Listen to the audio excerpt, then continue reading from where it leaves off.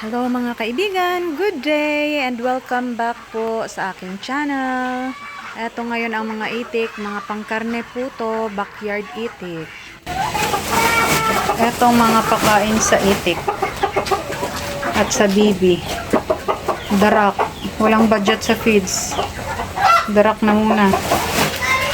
Darak, tapos lalagyan ng konting asin. Ayan, tubig at saka may kanin din yan, mga tirang kanin. Tapos ito, lalagyan ko siya ng asin. Konti.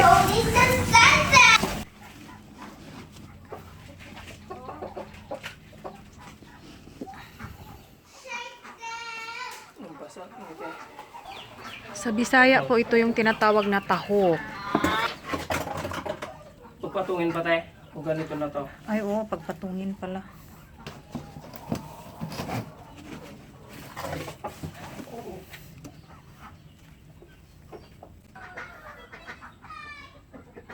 Ayan, darak lang na may konting kanin at may konting asin, tapos tubig. Yan yung pagkain ng itik. Yung itik namin hindi siya pang itlog. Pang ulam siya. Pang katay.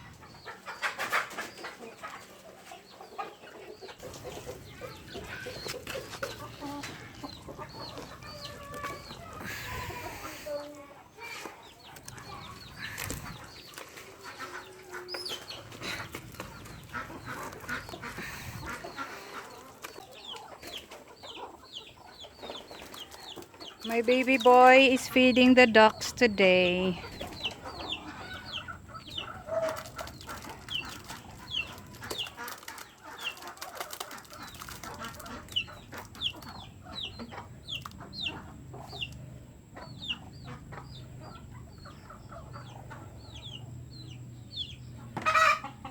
And then call the ducks. Call them toot toot like that.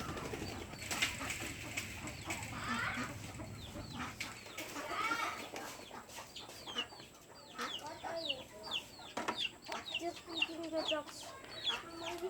I couldn't Toot! open this.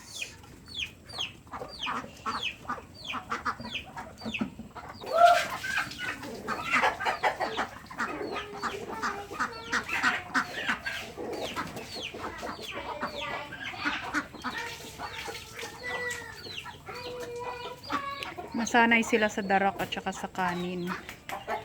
Kaya kahit darak lang, ayan. Magaling silang kumain. Magana.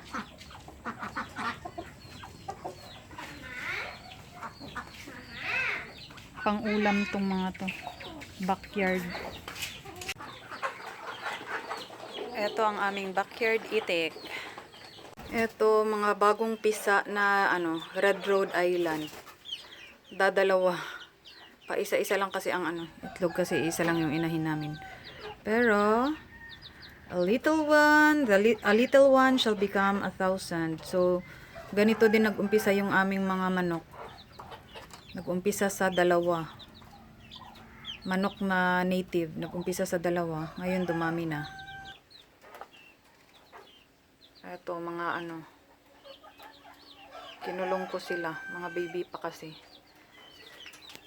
Galing sila doon sa isang doon sa malaking kulungan kaso layas sila ng layas kaya nilagay ko muna sila dyan. Hello! Nag-umpisa lang talaga to sa dalawa.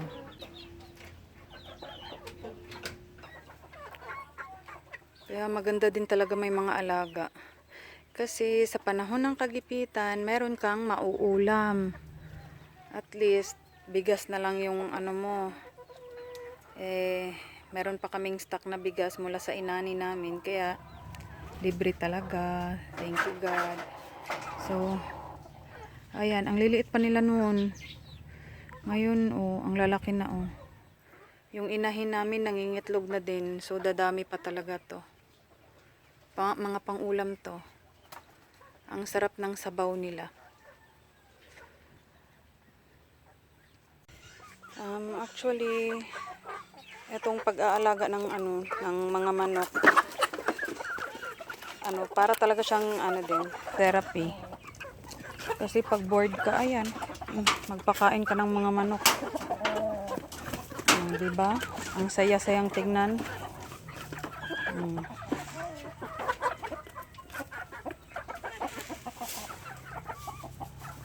Eto, since bata ako, nakahiligan ko na yung ano, mga manok. Kasi ang dami din naming manok dati. Manok at saka no, pato. Pero hindi ko sila, hindi ko kayang magkatay ng sarili kong alaga. Iba ang nagkakatay, kakain na lang ako pag luto na. Hindi ko sila kayang katayin.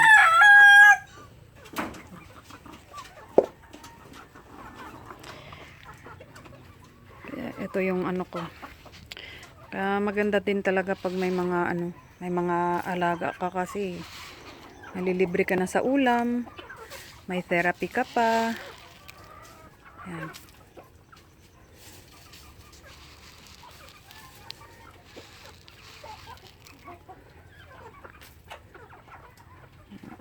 Nung nakaraan nag adobo kami nito, ang sarap ng karne.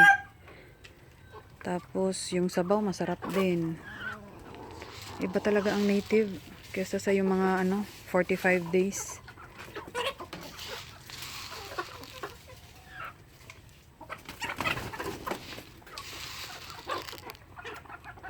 Sige, merienda. Yung inahin namin nangingitlog na naman, kaya dadami pa talaga to eh. Thank God. Blessing to blessing. Kaya ayan, kung may mga bakante kayong lupa o kahit wala, mag-ano na lang kayo ng maliit na kulungan. Importante na ngayon na may mga alaga tayo kasi hindi natin alam yung panahon, syempre.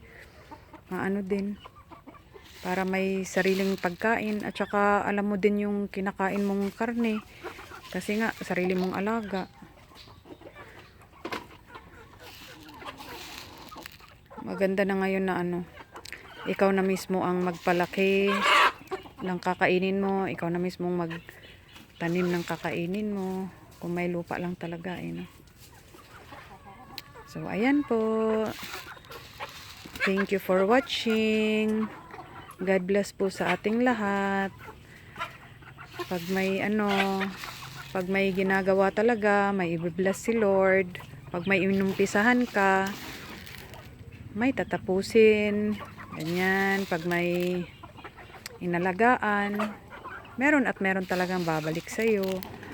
Kaya ayan, natikman na namin sila. Kaya thank you. God bless.